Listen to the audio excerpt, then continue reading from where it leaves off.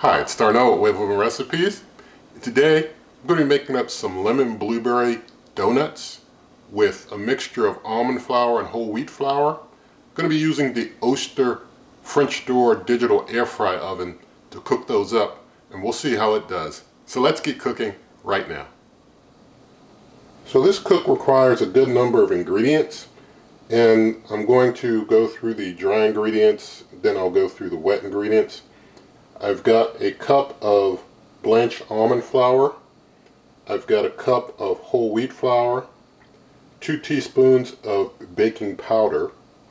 I've got 2 tablespoons of a granulated sweetener. That's a erythritol monk fruit blend. It's not like a brown sugar. They usually make it white, but they just decided to make that one golden. But just use a couple tablespoons of the granulated sweetener of your choice. I've got a quarter cup of vital wheat gluten there. Quarter cup of vital wheat gluten. I've got a half a cup of dehydrated blueberries. I did not dehydrate them in this Oster, and the reason being that the Oster for dehydrate has a max time of 6 hours, and I need about 24 hours to dehydrate my blueberries, so had to go to my good old Ninja Foodie XL Pro air fry oven. Plenty of videos about that here on the channel, but use that to dehydrate the blueberries. Now we're going to get into our wet ingredients.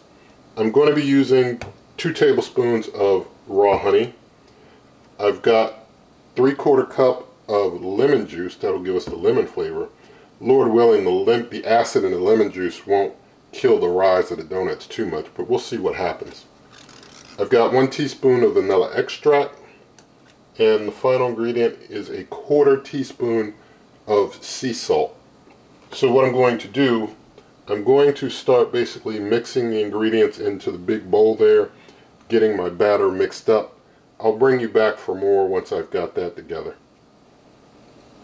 I do want to mention though that before I put the wet ingredients into the bowl, I'm going to mix the honey into the lemon juice. The acid in the lemon juice will help to break the honey down, make it more movable. So I'm just going to get all the wet stuff into this cup here, all the dry stuff into the bowl, and then mix the wet and the dry together. Alright, I'm mixing in my wet ingredients into the dry here, and the honey moves a lot easier after it spins around in that lemon juice for a bit. That acid really helps break it up. So just making my donut dough here. These will be, Lord willing, the result will be more like a cake-like donut. Things are looking just a little dry, so I've got another 1/4 cup of lemon juice here. So basically, that'll be a total of 1 cup of lemon juice. Usually I use water in this mixture instead of the lemon juice for the lemon flavor, and a 1/4 cup of straight water will usually do the trick, but with this lemon juice I think I'm just needing just a little more to get all the dry stuff to mix in very well. Alright, so I think I've got everything well mixed together now. I've got 2 donut pans sprayed with extra light olive oil, and so now I'm going to basically take a spoon and start trying to fill in each of the donut molds with my batter here. So just basically fill it in like that, and we'll see. Usually I'm able to get maybe about 10 or 11 donuts. We'll see. Maybe I'll get 12. Just going to continue filling them in like that till I get as many as the dough will allow done. So I was able to get 10 donuts into the molds, and I turned the light off so that you'll be able to see the display when I start playing around with it, because I'm going to hit bake here, and I'm going to keep the temperature at 350 for time. Let's see where we're at on time. I'm going to leave it at 30. For other cookers, I would need maybe 15 minutes for donuts, but this larger cooker and doing 2 trays at once, because with other cookers I'm just doing 1 tray at a time, 15 minutes each.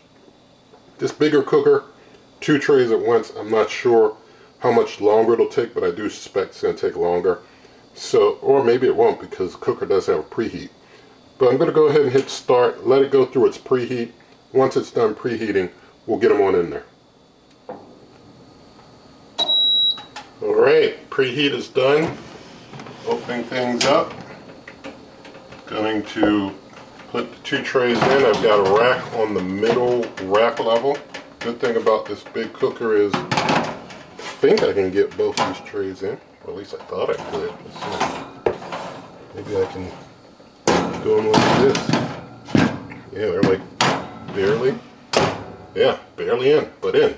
So hit start. Yeah, I thought I might be able to get them both in sideways. It looks like getting them both in like this, they're like in there, but the one that's in the front is kind of, the tray's kind of a little bit over the lip of the one in the back, but not covering the donuts at all, I don't think. So we barely got them to fit. Things are kind of touching the edges, but we're going to see what happens, and I'll bring you on back later. Alright, so basically after 15 minutes I had to get them out. Both of them were done. And I've got them setting aside cooling. I had to kind of do it kind of quick because when I pulled the rack out, the one that was being pressed in the back kind of fell down, so I had to move things kind of quick. But you can see they're done. This was the one that was in the front there, and the one that was in the back. I guess I can close the doors now. This was the one that was in the back, but I'm just letting them cool down now. And I'll bring you back after they're cooled off, but they only needed the 15 minutes. I guess that preheat did good. Sometimes with this cooker, things cook a little slower than with some others. That's why I wanted to give them a good bit of extra time. But I'll bring you back when things are cooled off. So, okay, so I gave them some time to basically cool down a bit. They're still a little warm, but I think these may have rose a little less than ones where I use water. That acid from the lemon juice, I think, kept them down just a teeny bit, but still came up some. So seeing if I can get one out of the mold. See if I can, there we go. I think it's starting to move now.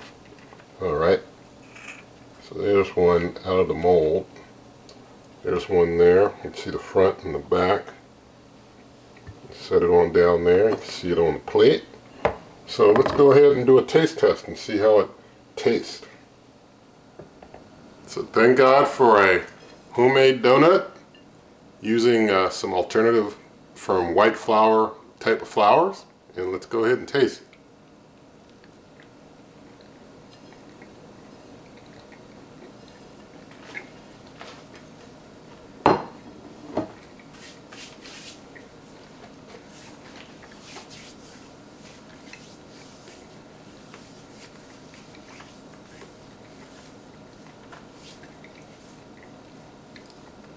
Okay, of course I needed water, but didn't have it.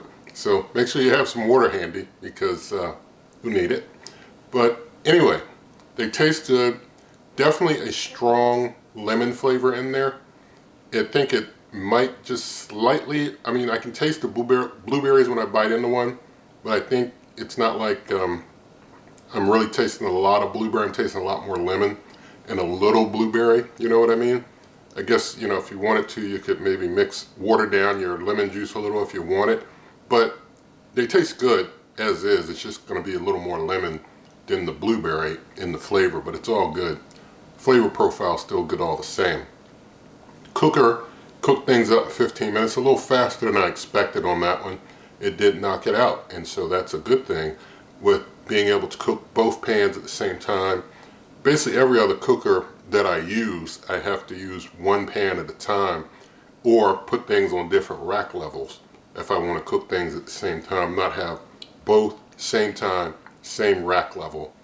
And you know, for this cooker, with it using the wattage that it uses, still using a lot less than the big conventional oven, so it's still a lot more efficient, a lot lighter on the pocket on the power bill than the big full-up conventional oven, which is a good thing as well. So I do like how the cooker performed on this. I do like the turnout of the recipe. And so all of that is all good. And so in the video description, there will be a link to a printable version of the recipe. There's lots of ways to help the channel, such as a link to the Amazon shop. You can buy this cook or others, pay the same price, help the channel. And also there's things like memberships, merch, donations, stuff like that if you want to help. Nothing in the video is sponsored. So with all of that said, if you did like this video, please do give it a thumbs up. Share the video with a friend, leave your comments, subscribe to the channel, hit that notification icon, and good eating.